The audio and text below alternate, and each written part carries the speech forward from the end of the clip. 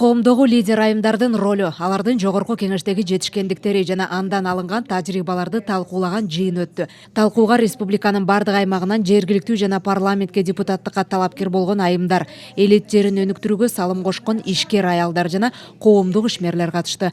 Алар биринчи кезекте аялдарга өз оюн, талаптарын жана коомдогу болуп жаткан түрдүү көрүнүштөрдү ачык айтууга үндөдү. Аялдар көп учурда өз көйгөйлөрүн жашырып, же элден тартынып келгендиктен ар кандай зомбулуктарга учурап, укуктары бузулган фактылар көп кездешет. Мындан улам зомбулуктун алдын алууда эркектер менен эри шаркак сунуш пикирлерин айтып, чогуу иш алып баруу зарылдыгы айтылды.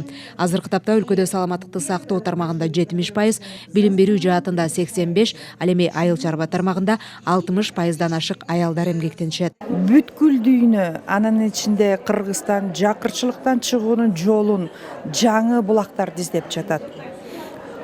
Мына ошонун ичинде эң негизгиси аялдардын кубатын пайдаланууну чечилди.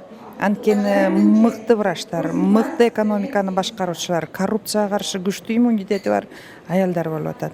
Ошондуктан Кыргыз Республикасында президенттин эрки менен 30% квотанын берилиши бул чоң мүмкүнчүлүк.